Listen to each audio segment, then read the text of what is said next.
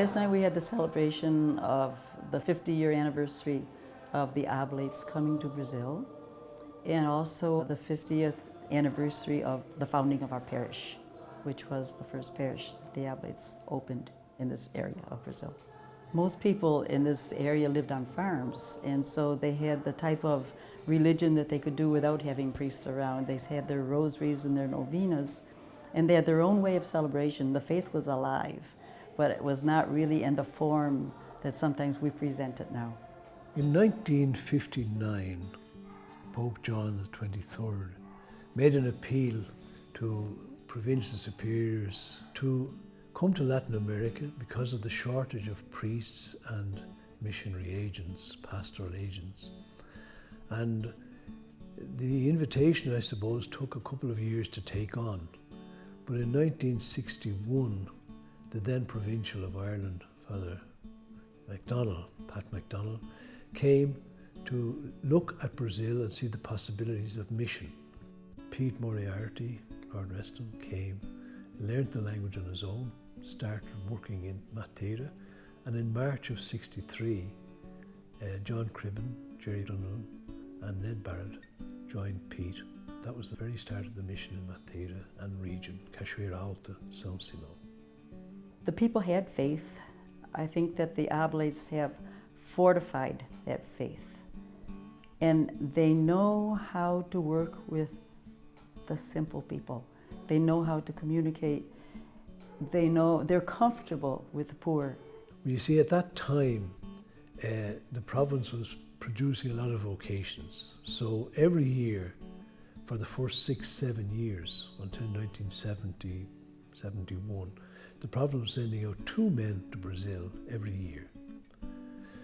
So in 1963, the end of 1963, Father John O'Connell, Ted McMahon, and Brother Seamus Walsh came, did their language course and started.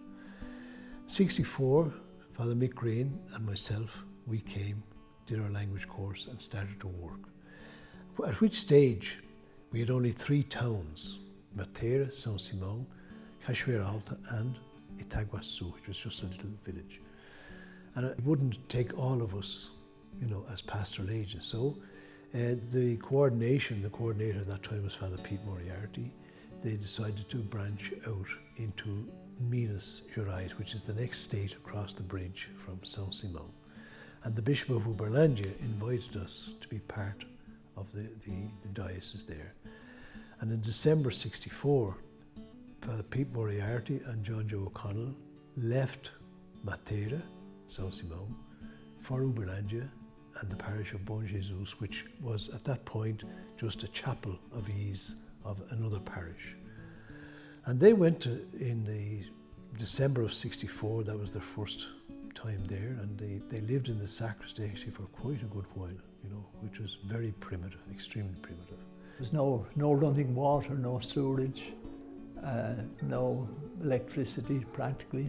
There was just a motor, a diesel engine that brought electricity to the house. All you could use it for was to take water out of the well, to pump, to man the pump. So that was, you could do that during the day, fill your tank, your water tank. But at night, all you had was a little tomato up there above. Because everybody turned on the light and there wasn't enough energy to light up anything. But Pete Moriarty had been a missionary in the Philippines for 13 years when he was called back to lead our mission. So he was well used to hardship, So that was the start of probably our greatest missionary experience, probably of our whole missionary lives here, was the Uberlândia experience. It was an amazing combination of people who were fairly talented, and who gelled together. And that is why, at this recent celebration, there were so many from Uberlândia. They left it 20 years ago, and we had 2 buses and 5 cars.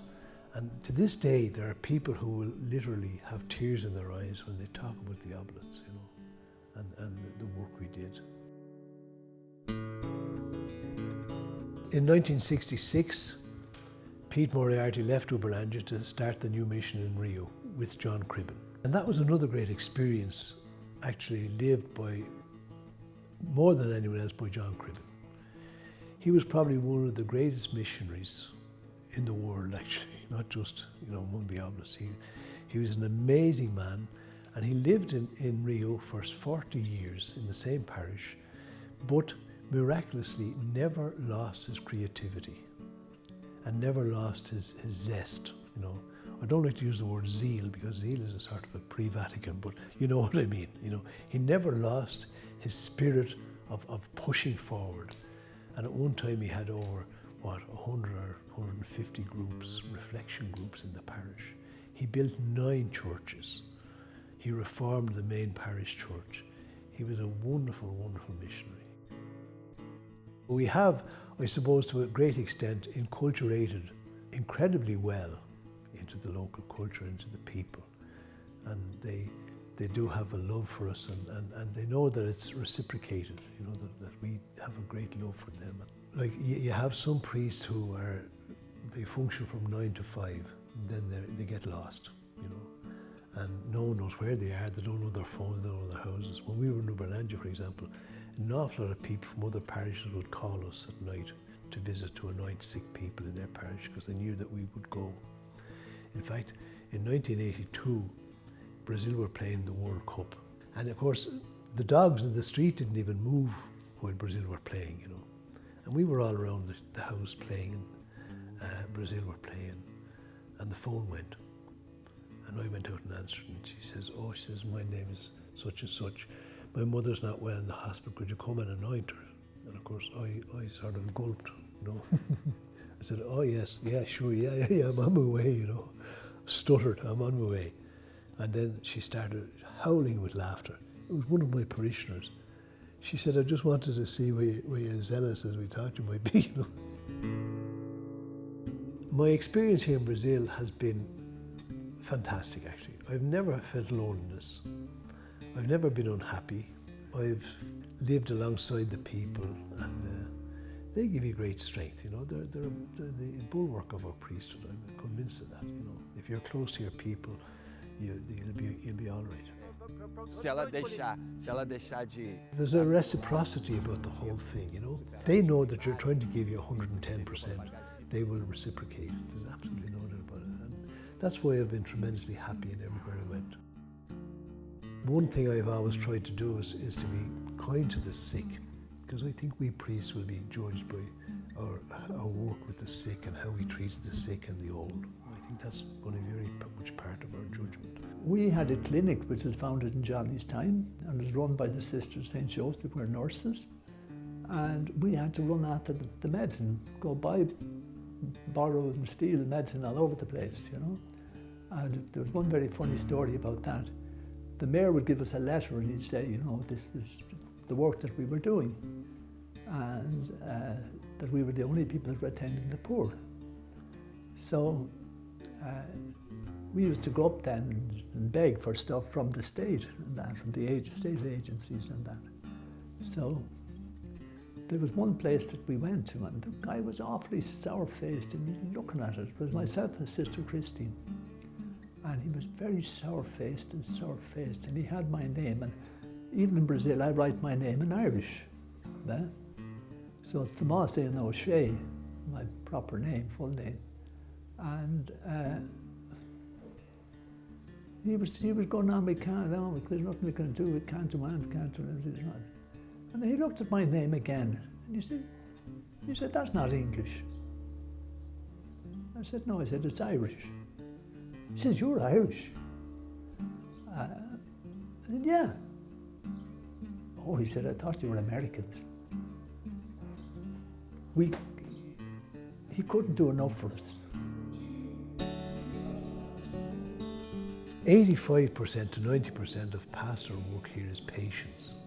We've been able to bring the people with us, work alongside the people, rather than be in front of them or behind them, as I said at the Mass the other night. Thank you for welcoming the Oblates and for teaching them to be the gospel with you. We remember especially the Oblates who have loved and served you, those present and those past, especially those whom we have loved who have died. I've been working with the Oblates since 1968, and they all have pretty common characteristics. And the first one is their love for the poor, which is why I'm so happy to be working with them. For me, the whole theory of mission has changed. It's a walking with the people, you know, and not an imposition of a certain religious ideology. You're trying to appreciate the value system and the religious expression of the people. Our lives are so rich. You know, at one moment you're teaching, another moment you're buying sacks of cement, another moment you're anointing someone, another moment you're breaking up a row between a wife and a husband, and, you know. It's fantastic. Like the variety has been totally unbelievable, you know. I often say I hope to write a book someday. So it's been great. It's been great. Yeah.